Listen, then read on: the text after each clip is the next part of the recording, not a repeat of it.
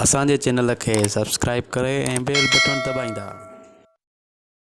जी नाज़रीन, सोनी सुन सां गॾु आउं ऐं तव्हांजो पंहिंजो परवेज़ कासकेली असीं हींअर मौजूदु आहियूं लालरोंग शहर में मदीना मस्जिद में, जिते दावत इस्लामी तरफ़ां हिकु निमाज़ जा तरीक़ा तौर तरीक़ा ऐं निमाज़ कीअं पढ़िजे त सेखारे अचो त पाण हिननि सां जेके उस्ताद वेठा आहिनि, जेके परे परे खां आया आहिनि, जेके सिखनि था, पोड़ा बुज़ुर्ग नौजवान, उन्हनि सां ॻाल्हि ॿोल कयूं त उन्हनि छा चवणु आहे। जी साईं, तव्हां हिननि खे नमाज़ जा तौर तरीक़ा सेखारियो था, किथां किथां अचनि था दोस्त सभु जेके माशाल्लाह सभु घणा ई आहिनि? जी अल्हम्दुलिल्लाह, असांजो तालुक़ दावत इस्लामी जी मजलिस मदनी कोर्सिस सां। मां अब्दुल मुस्तफ़ा अत्तारी, मुंहिंजो तालुक़ सांगड़ ज़िले सां आहे। ईअं असांजा फ़ात भाई आहिनि जिन नमाज़ जा प्रैक्टिकल करायो अल्हम्दुलिल्लाह। हिननि जो तालुक़ पंजाब सूबे सां आहे। ईअं असां मुख़्तलिफ़ शहरनि ऐं सूबनि सां तालुक़ रखंदड़ टीचर्स आहियूं। असांजी मजलिस जे तरफ़ां जिते जिते हुकुम थींदो आहे उते वेंदा आहियूं। पोइ हिते जा ज़िमेदार आहिनि, पंहिंजो कोर्स जे लाइ इस्लामी भाउरनि खे जमा कंदा आहिनि, असां उन्हनि खे सेखारींदा। जीअं नमाज़ जो तरीक़ो आहे, नमाज़ जे तरीक़े में असां वुज़ूअ खे भञण वारियूं शयूं, वुज़ूअ जा सुनतूं, फ़र्ज़, गुस्ल जे मुतअलिक़ मुस्तामिल पाणी जो मसइलो, नमाज़ जा शर्त, नमाज़ जा वाजिबात, ऐं नमाज़ कहिड़ियुनि ॻाल्हियुनि सां टुटंदी आहे ऐं नमाज़ क़ज़ा थी वेंदियूं आहिनि, उन्हनि खे कीअं दुहिराइजे, इहे तकरीक़ा। ऐं अहिड़ी जॻह ते सफ़र कयूं पिया जिथे काबे क़िबले जी ख़बर न आहे, उते छा कजे, या पाणी मौजूदु न आहे त उते तयम्मुम वग़ैरह कीअं कजे, त इहे उनखां वधीक घणो कुझु नमाज़ जे मुतलिक़। उनखां पोइ कई न असांजो अल्हम्दुलिल्लाह प्यारे आका सल्लल्लाहु तआला अलैहि वसल्लम जी सुन्नतुनि ते अमल करण वारी ही दीनी तहरीक आहे दावत इस्लामी, जेका महबूब करीम सल्लल्लाहु तआला अलैहि वसल्लम जी सुन्नतुनि ते अमल करण जे लाइ अल्हम्दुलिल्लाह सुन्नतूं रोज़मर्रा जूं कुझु न कुझु सुन्नतूं आदाब सेखारिया वञनि था। ईअं अल्हम्दुलिल्लाह मुख़्तलिफ़ रोज़मर्रा जूं दुआऊं बि सेखारियूं वञनि थियूं। उनखां तरीक़ा अलावा मैनर्स, याने असांखे माण्हुनि सां कीअं सुठो मुआशिरे जो हिकिड़ो बहितरीनु फ़र्द बणिजण जे लाइ इहे तौर तरीक़ा सेखारिया वेंदा आहिनि। अच्छा, इन खां अलावा जेका बहितरीनु शइ आहे उहा इहा आहे त अल्हम्दुलिल्लाह हिन फ़ैज़ानी नमाज़ कोर्स जी बरकत सां हिते रोज़ानो तहज्जुद जी नमाज़ पढ़ण जो बि अल्हम्दुलिल्लाह सिलसिलो रहंदो आहे। उन सां गॾु दुआए तहज्जुद कराई वेंदी आहे। इशराक चाश ताईं इहो सिलसिलो रहंदो आहे, जंहिंमें क़ुर पाक जो तफ़सीर पढ़णु, ॿुधणु, सिखणु, सुन्नत फ़ैज़ानी सुन्नत अमीर अलैहि जी लिखियलु किताब आहे, उन मां 4 सफ़ात बि पढ़ी करे ॿुधाया वेंदा आहिनि। शजरे जी सूरत में बुज़ुर्गान दीन जो तज़किरो थींदो आहे। इशराक चाश खां पोइ जीअं नमाज़ जो अहकाम मसाइल सेखारण खां पोइ अल्हम्दुलिल्लाह मदनी क़ाइदो बि पढ़ायो वेंदो आहे। ऐं उन खां अलावा घणो कुझु जे तव्हां बि चाहियो था त 7 ॾींहंनि जो फ़ैज़ानी नमाज़ कोर्स हर महीने अल्हम्दुलिल्लाह शुरू थींदो आहे। फ़ैज़ानी मदीना आलमी मदनी मरकज़ में हर हफ़्ते जो डेटिस मिलियलु हूंदियूं आहिनि, ऐं को चाहे थो त इंशाअल्लाह असां नुमाइंदे खे पंहिंजो दाख़िला जो नंबर बि ॾींदासीं, त उन नंबर ते पंहिंजो राब्तो करे पंहिंजे फ़ैज़ानी नमाज़ कोर्स, मदनी तरबियती कोर्स 3 ॾींहंनि जो आहे। इस्लाह आमाल कोर्स बि थींदो आहे। इहे तव्हां साईं जिन तव्हां नंबर इंशाअल्लाह पटीअ ते हलाईंदा, उन जे ज़रिए तव्हां दाख़िला वठी सघो था। रब्बिल आलमीन, अस्सलातु वस्सलामु अला सय्यदिल अंबिया वल मुरसलीन, अम्मा बाद, फ़अऊज़ु बिल्लाहि मिनश शैतानिर रजीम, बिस्मिल्लाहिर रहमानिर रहीम। जी हाँ, शुक्रगुज़ार आहियां वॾो हिननि जो, दावत इस्लामी वारनि जो, नवीद भाई वारनि जो। ऐं जीअं उस्ताद असां सां महिनत कई आहे, 6 ॾींहं अॼु निमाज़ कोर्स हले पियो।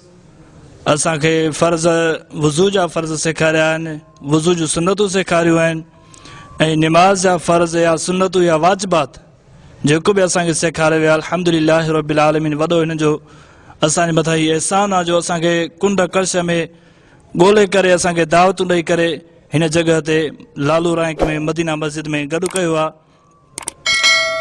अल्हम्दुलिल्लाह रब्बिल आलमीन, अल्लाह ताला हिननि खे अजर अज़ीम अता फ़रमाईंदो। हिते वाबी जा नफ़ल पढ़िया आहिनि, तौबा नमाज़ पढ़ी आहे, असां इशराक चाश्त पढ़ियो आहे। ॾाढो असांखे वॾा अलाह घर में सुकून अची वियो। असांजी वॾी ख़िदमत कई अथनि दावत इस्लामी वारनि, उस्तादनि सां टीचरनि तमामु घणो कुझु सेखारियो आहे, जो इंशाअल्लाह असांजी ज़िंदगी में इंशाअल्लाह असांजी माना ॿाहिरि अची विया, असांखे वॾो सुकून अची वियो आहे। सो इंशाअल्लाह बसि अॻिते लाइ इंशाअल्लाह इहे दावत इस्लामी जे तरफ़ां जेके असांजा मदनी कोर्स ईंदा, असां इंशाअल्लाह उन में इंशाअल्लाह अॻिते असां वठंदासीं दाख़िला। अल्हम्दुलिल्लाह अज़्ज़ वजल, दावत इस्लामी हिकु दीनी तहरीक जेका गैर सियासी तहरीक आहे। अल्हम्दुलिल्लाह उन जे तहत अॼु खां कुझु ॾींहं पहिरियां, तक़रीबन 5 ॾींहं पहिरियां, इन ई मदीना मस्जिद में लालूरोंग में फ़ैज़ानी नमाज़ कोर्स जे नाले सां हिकु कोर्स शुरू कयो वियो, जेको रहाइशी कोर्स आहे। अल्हम्दुलिल्लाह उन में कसीर तादाद खां मुख़्तलिफ़ ॻोठनि खां असांजा आशिक़ान रसूल हिते आया, जेकी नमाज़ जे हवाले सां कुझु जेके ॻाल्हियूं ज़रूरी आहिनि उहे सेखारियूं वयूं आहिनि अल्हम्दुलिल्लाह उस्तादनि जे तरफ़ां ऐं मज़ीद इनशाअल्लाह हिकु ॾींहुं बाक़ी आहे उन में बि खोड़ सारियूं इनशाअल्लाह ॻाल्हियूं सिखण जो वक़्तु आहे इनशाअल्लाह सिखी रहिया आहियूं ऐं वॾी मेन ॻाल्हि इहा आहे त अल्हम्दुलिल्लाह इन कोर्स में असांखे जॾहिं वेठासीं दाख़िल थियासीं त अल्हम्दुलिल्लाह इन में असांखे ज़िंदगी जो तौर तरीक़ेकार हिकु इंसान खे कहिड़ी तरह ज़िंदगी गुज़ारणु घुरिजे उहो बि अल्हम्दुलिल्लाह सिखण लाइ हिते मिलियो आहे ऐं ॿियो घणो कुझु अल्हम्दुलिल्लाह मिली रहियो आहे अल्हम्दुलिल्लाह दावत इस्लामी जे तहत मुख़्तलिफ़ ई कोर्सिस मुख़्तलिफ़ जॻहियुनि ते थींदा रहंदा आहिनि इंशाअल्लाह मज़ीद असांजी बि नियत आहे त कोशिशि कंदासीं हर 2-3 महीननि खां बाद में इंशाअल्लाह ही कोर्सिस हिते कराईंदा रहंदासीं। अच्छा किथां किथां खां दोस्त ही जे कोर्स पूरो करण लाइ अचनि था सिख्या वठण लाइ अचनि था?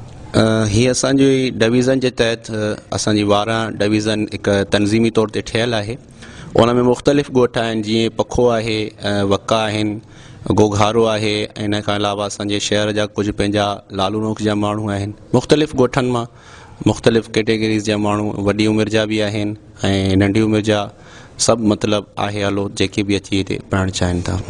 जेको कमु सेखारे रहिया आहिनि वॾो कमु बहितरीनु सेखारे रहिया आहिनि दर्स सुठो था पिया ॾियनि असां नमाज़ पिया था सिखूं दीनी ॻाल्हियूं सेखारनि था पिया हुननि जा वॾा थोरा था आहियूं नवीद भाई जा वॾा थोरा था आहियूं इहो इन्हनि प्रोग्राम गॾु कयो आहे।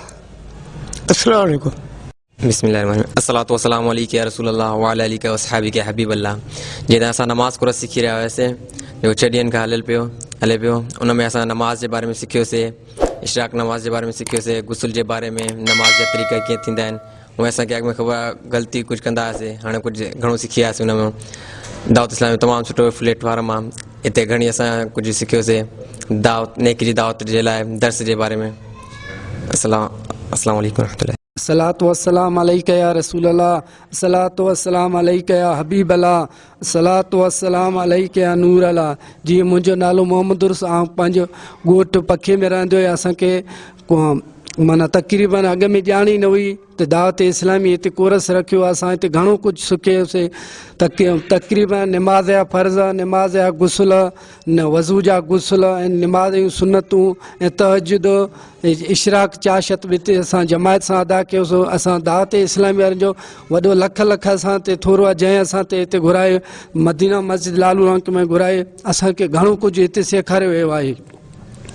नमाज कोर्स में नमाज के मसाइल इसके वाजिबात मुफसिदात नमाज को पढ़ने का प्रैक्टिकल तरीका क़याम में खड़े हैं तो नज़र कहाँ होनी चाहिए रुकू में है तो नज़र कहाँ होनी चाहिए रुकू का अदना दर्जा क्या है आला दर्जा क्या है गुस्ल के फ़राइज़ कितने हैं इसके साथ गुस्ल की एहतियातें कितनी हैं तो ये भी इस कोर्स में सिखाया जाता है। इसके बाद फिर इस्लाह अमाल कोर्स है इसके अंदर बातनी अमराज के हवाले से गाइड किया जाता है जिस तरह हसद किसे कहते हैं इससे किस तरह बचा जाए आदमी हसद में किस किस अंदाज से मुब्तला होता है गिबत है फिर गिबत से किस तरह बचा जाए आदमी किस तरह गिबत में मुब्तला होता है फिर झूठ गिबत चुगली हसद तकब्बुर वादा खिलाफी इन सारे गुनाहों फिर इस्लाह अमाल कोर्स है इसके अंदर बातनी अमराज के हवाले से गाइड किया जाता है जिस तरह हसद किसे कहते हैं इससे किस तरह बचा जाए आदमी हसद में किस किस अंदाज से मुब्तला होता है गिबत है फिर गिबत से किस तरह बचा जाए आदमी किस तरह गिबत में मुब्तला होता है फिर झूठ गिबत चुगली हसद तकब्बुर वादा खिलाफी इन सारे गुनाहों से किस तरह बचा जाए आदमी मुब्तला किस तरह होता है रूहानी इलाज क्या है दीगर इलाज कौन से हैं